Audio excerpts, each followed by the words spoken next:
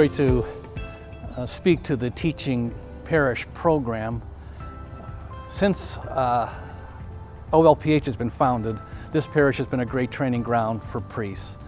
Many priests trace their vocation and their formation to this parish community of Our Lady of Perpetual Help.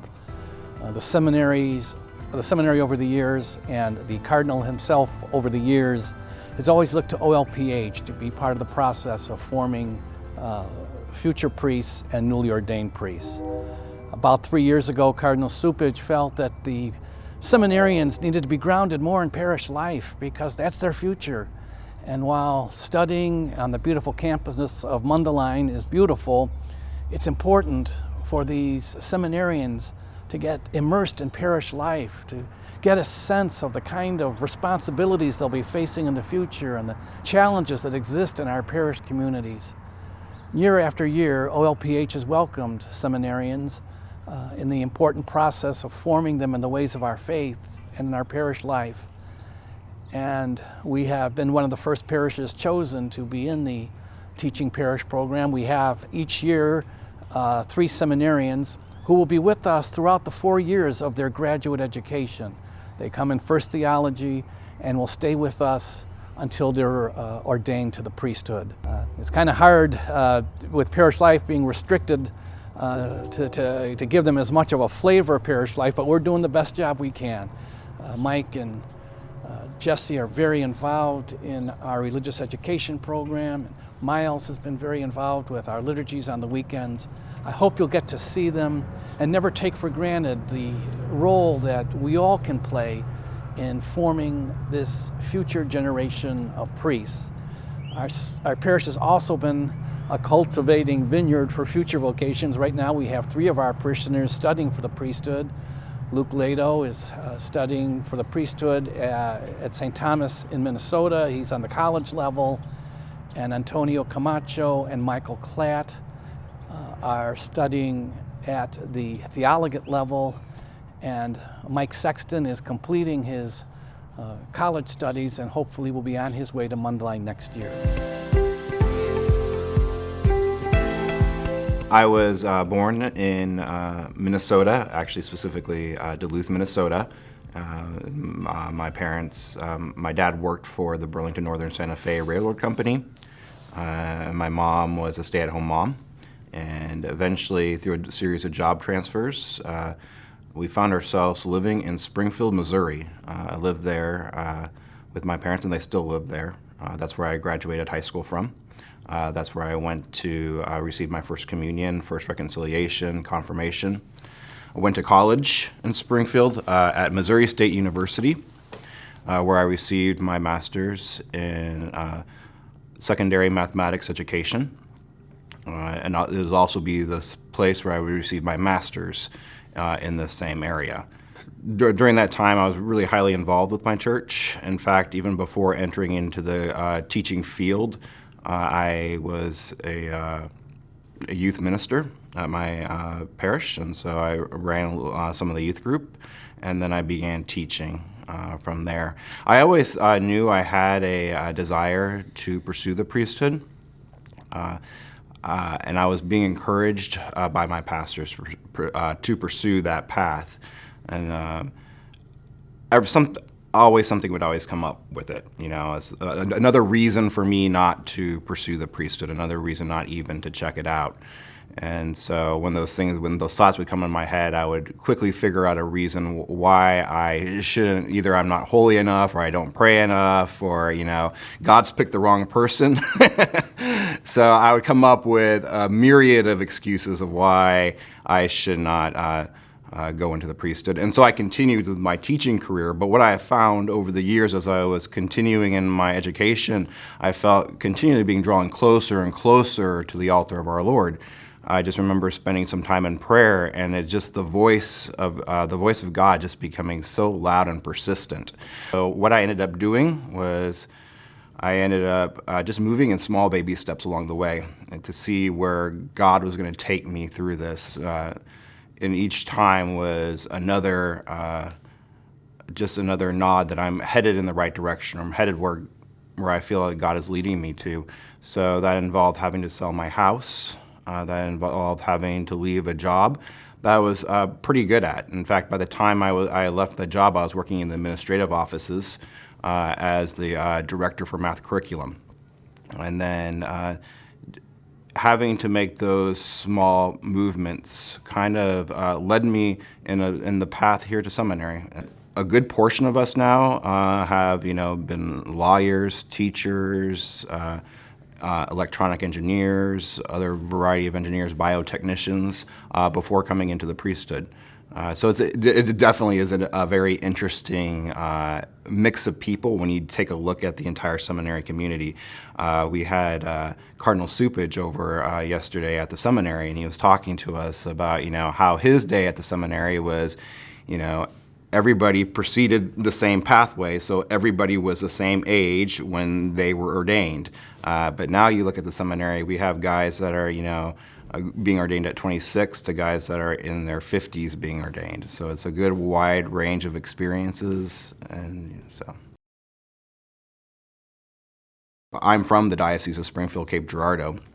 And so when I do finish my academic coursework and I will be ordained to the priesthood, I will be assigned to the Springfield-Cape Girardeau Diocese area, and that's the lower third of the state of Missouri. So it stretches from Joplin, Missouri, which is in about the southwest corner of the state, all the way over to the Cape Girardeau, which is it's an hour south or so of St. Louis, and it's on the east side, sits on the Mississippi River. So that swath of area is where the bishop would place me at as a deacon and as a future priest. And there's like 66 parishes in our diocese, 17 mission parishes, so we got a lot to work with down there.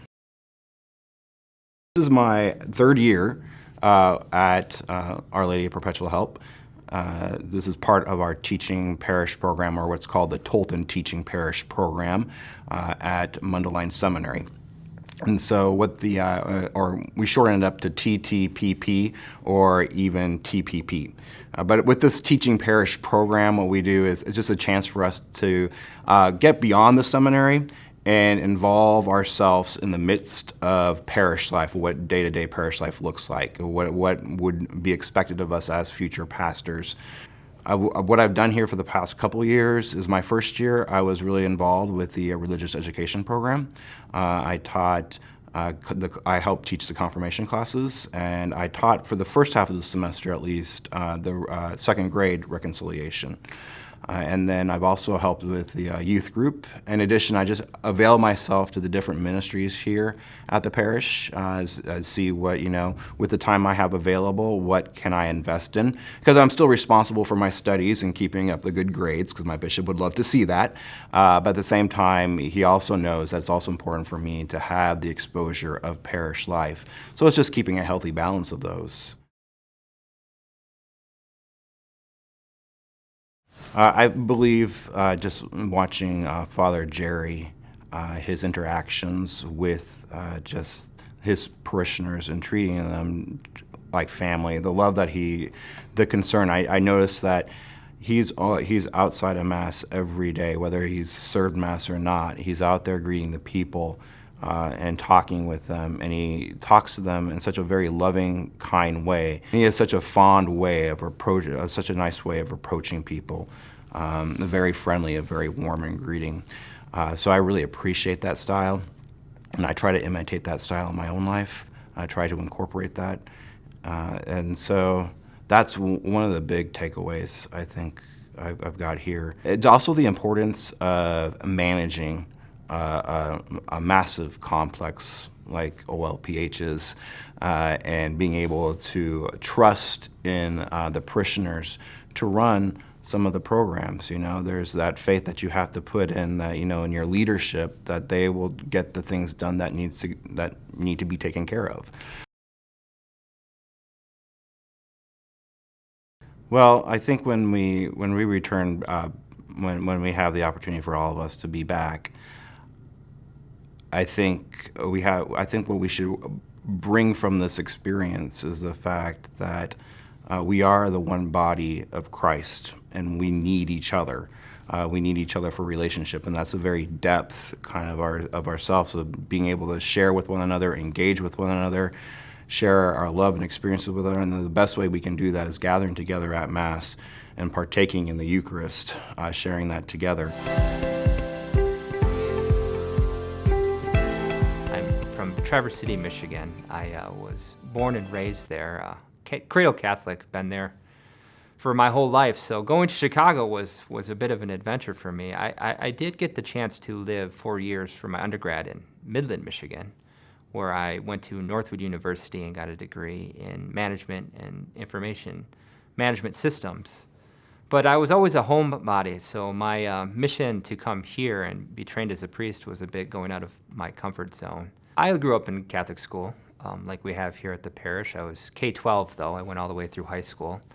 So the priesthood was always a serious possibility. They always encouraged us to be priests, and took it serious. And I never really took it serious for myself. I never really thought about being a priest growing up. I knew I was good at two things when I was in high school. I was really good at computers, and I was really good at religion class, but I didn't see any money in religion class.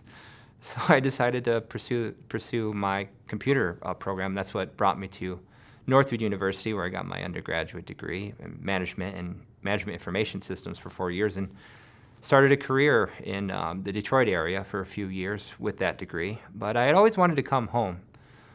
So I'd always looked for jobs, good jobs back up north in the Traverse City area, and it took a few years, but I eventually got one.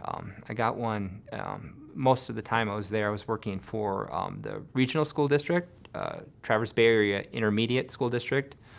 The state of Michigan has these intermediate school districts that take care of special education and different pieces, and I worked for that. I worked tech support, so I bridged technology with the classroom a lot for the teachers. That was really helpful. I also worked with assessment data. But I did that for 6 years, and it was a little bit closer to the life of service I wanted. I mean, I was glad to not just do the for-profit. I was glad to switch to more of a service industry job. But I still wasn't really settled. I was still kind of looking and searching for something more, and I wasn't sure what that was. Well, for me, what triggered my serious consideration of the priesthood was actually the passing of my two grandparents. My grandparents were pillars of faith in my life, and they both they died within a few years of each other, both of cancer. But I was blessed to have the opportunity to be there at their deathbed, and it was the witness of a priest coming to their deathbed and giving them their last rites, and seeing the beauty of that, seeing how this man that wasn't really close to the family got invited into such a intimate and powerful moment in the family. That was very attractive to me, and the comfort and the solace that we were able to receive from his visit, and the peace that descended upon the house after he left. That was the first instance I really had of being truly attracted to the priesthood. I didn't jump into the priesthood. I still ran for a few years. I discerned all that summer and decided that I wasn't called to be a priest, and went back to my normal job and my normal plan and my normal pursuit of a wife and kids. And it ended up being I bought a house and got further and further invested into a life of more towards a vocation of marriage. But the farther and farther I ran away, the more and more I didn't have peace in my life. So eventually I got pursued by God to come back and discern. Eventually I did discern, and I eventually did take the risk and decided to come in and join seminaries. When guys get the call of the priesthood, a lot of the times they kind of keep it private, just to kind of defend themselves, because people react very strongly when they hear that a guy wants to be a priest, and they think that as soon as he wants to be a priest, he becomes a priest. But the reality is there's years of discernment, trying to figure it out. A man that's not in the seminary yet, his real decision is whether he needs to join seminary to find out whether he wants to be a priest.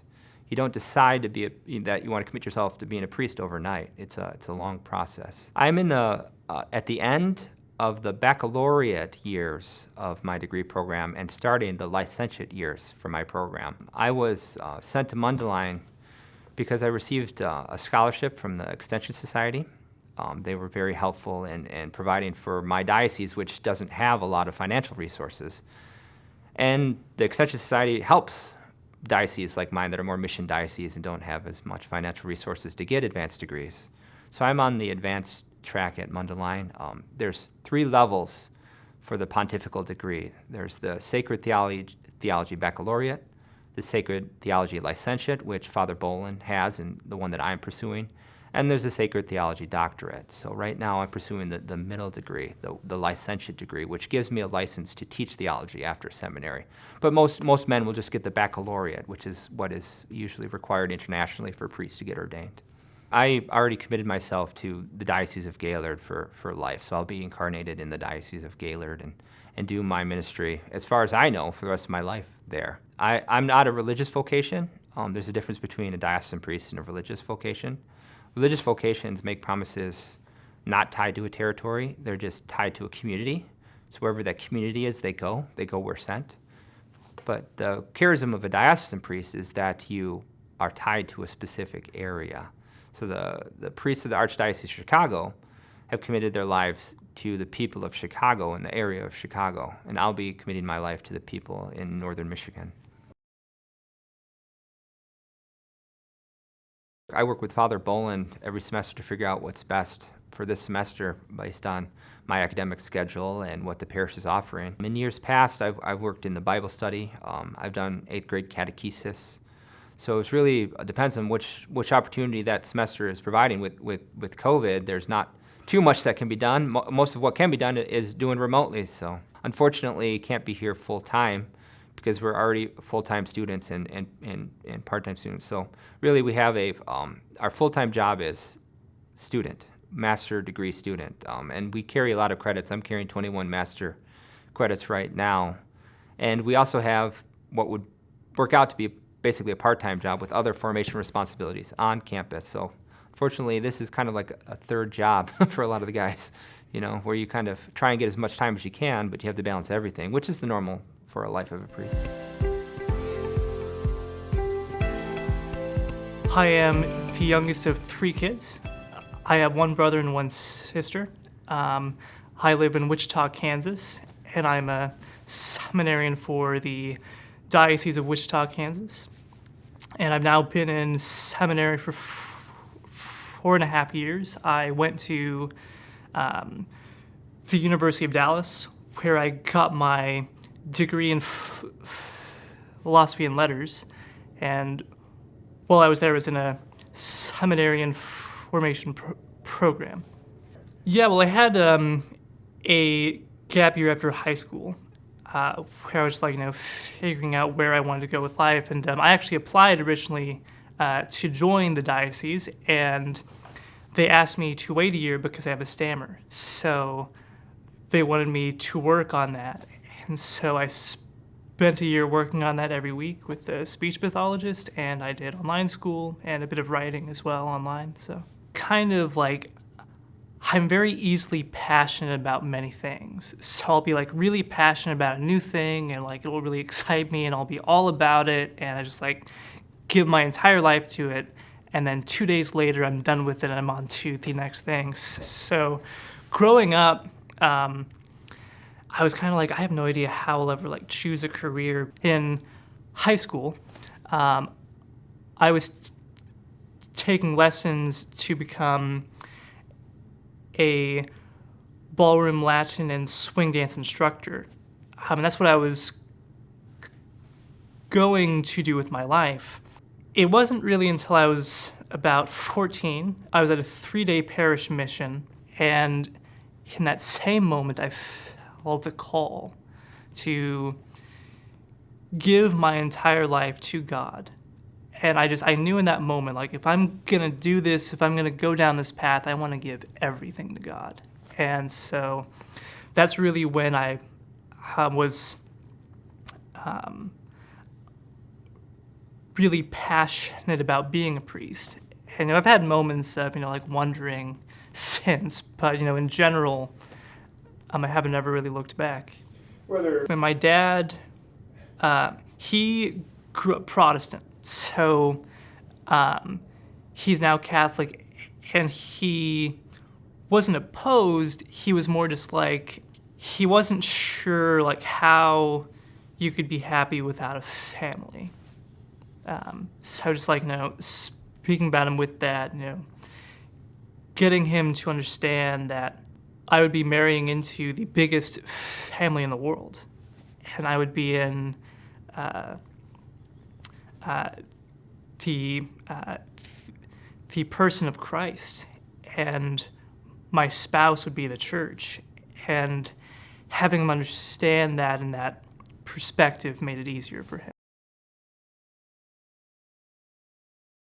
I am studying for the Diocese of Wichita, Kansas, so that is where I will return after I graduate and get ordained.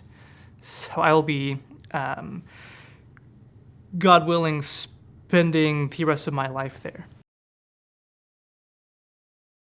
That's a good question. I kind of do whatever Father Jerry asked me to do. So last semester I was working with a scripture program, and this year it's looking like I might work with RCIA, and generally about every weekend I serve Mass here on Sunday mornings. When I get back, I will be working at a parish, and I will be doing maybe hospital ministry or working with the poor, something like that. The ordination program lasts 8 years for a reason. This is a very unique call, a very unique way of living your life, and most people are not called to it. And even of those who enter seminary, the majority of them leave. So formation lasts 8 years for two reasons. One, they really want to make sure that we are as formed as possible to become the priests that the people of God need and deserve. And two, to really make sure that this is your calling in life. I would say the main challenge is striving to not become to become complacent, to always be challenging yourself to become the great saints that God is calling us to become.